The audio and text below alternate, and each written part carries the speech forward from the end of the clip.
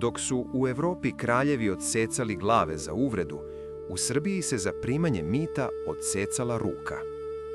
Car Dušan Silni, najveći srpski vladar, znao je da se imperija ne brani samo mačem na granici, već i gvozdenim zakonom unutar nje.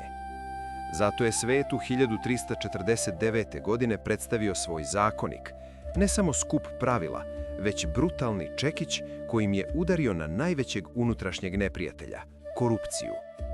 U svetu gde je reč vladara bila apsolutna, Dušan je u kamenu urezao član zakona koji ledi krv u žilama svakog tiranina i sam car je podložan pravdi. Svaki sudija koji bi se usudio da sudi po strahu od carstvami umesto po pravdi, bio bi nemilosrdno kažnjen, a njegova imovina oduzeta.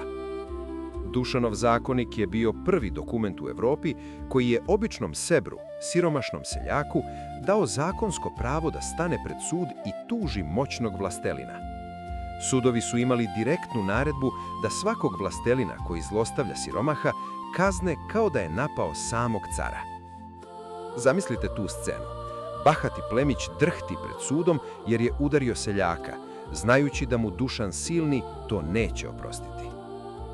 Davanje i primanje mita, darova, kako su to tada zvali, smatralo se direktnom izdajom države i bilo je kažnjivo bez ikakve milosti.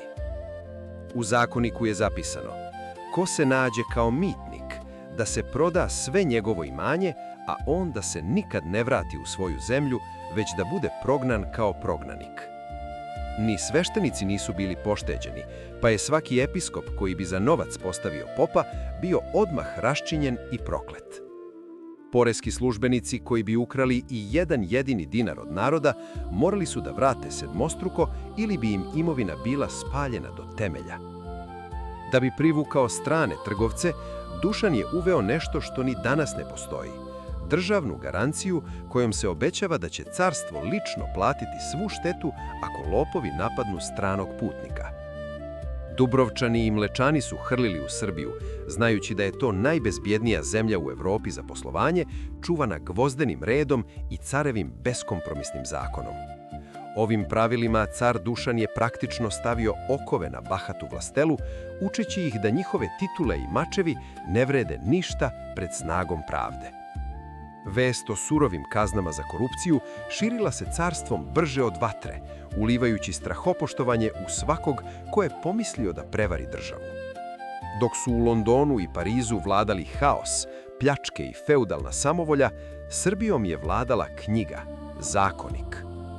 Čuveni vizantijski diplomata Nikifor Grigora u čudu je zapisao da u srpskim zemljama vlada takav red da se osjeća bezbjednije nego u samom Carigradu. Dušanova sila, dakle, nije dolazila samo od njegove divovske pojave i nepobedive vojske, već iz saznanja svakog podanika, od seljaka do vlastelina, da pred zakonom nema nedodirljivih. Njegov mač je čuvao granice od neprijatelja, ali je njegov zakonik čuvao dušu carstva, stvarajući civilizaciju koja je bila vekovima ispred svog vremena.